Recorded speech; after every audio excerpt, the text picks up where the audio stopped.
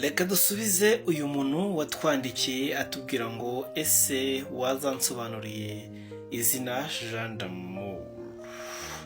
Ubundi Jean d'Amour ni izina rigizwe n'amagambo abiri akomatanyije ariyo Jean ndetse na d'Amour. Ubusobanuro bw'izina Jean d'Amour, izina Jean rikomoka ku ndimi z'amahanga, Icyongereza ndetse n'Igifaransa. Iri zina Jean rikaba risobanura Imana igira impuhwe cyangwa se impuhwe z'Imana.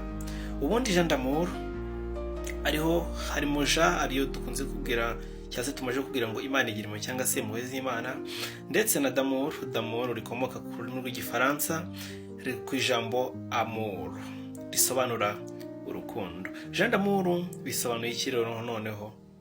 Ubundi Jean d'Amour bisobanura nka impuhwe z'Imana zishingiye ku rukundo cyangwa se umuntu uzanwa n'urukundo n'ubuntu bw'Imana. Ni izina rifite igisobanuro cyane cyane cyuzuyemo amahoro ndetse n'ineza.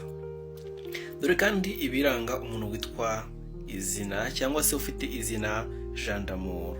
Ubundi hano ukurikije imyemerere rusange ndetse n'uko amazina asobanurwa, si itegeko ko abenshi bitwa gutya bavuga ko baba bari abanyampuhwe ndetse n'abanyamano bakunda gufasha abandi.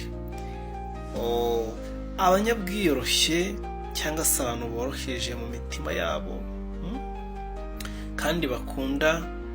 kandi akenshi bakunda kutishyira hejuru cyangwa se bakunda kwicisha bugufi, boroheje mu mutima ni iki? Bakunze kuba abantu batekereza cyane, bafata ibyemezo babanje kubitekerezaho bakareba niba harimo ingaruka mbi cyangwa se ingaruka nziza mbere y'uko bagira umwanzuro bafata. Bakunda amahoro kandi bakirinda amakimbirane. Abangaba bumva abandi kandi bumva ibibazo by'abandi kandi bakanabafasha kubikemura, bakabafasha kubona igisubizo.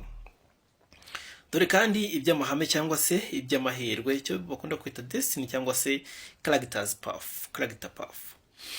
Mu myemerere ya benshi, Jean d'Amour ashobora kugirira abandi akamaro binyuze mu rukundo n'ubuyobozi bwiza. Ashobora gutsinda mu mirimo ishingiye ku kwigisha cyangwa se arahugutse cyangwa se asobanutse mu gukora imirimo yo kwigisha, gufasha abandi, ubuvuzi, ubuyobozi, itorero, ONG cyangwa se non-governmental organization, ubuhanzi ndetse n'itumanaho. Akunda kugira ubuzima bufite intego kuruta gukurikirana amafaranga gusa. Nitwa turi kumwe, nitwa Silas Maker. YouTube channel yacu ni Silas Maker Entertainment. Niba ukiri mushyashya kora subscribe twiyungeho dukomezanye, cyangwa nawe umanuke muri comment twandikire ngo nshaka umunsobanurira iri zina rivuga gutya. Niba ari iry'inshuti yawe, niba ari iryawe, niba ari iry'umukunzi wawe, niba ari iry'umuturanyi cyangwa se umwana wawe cyangwa umubyeyi wawe cyangwa irindi ryose ushaka kumenya, watubwira muri comment. Wibuke kudufollowing. Ciao ciao.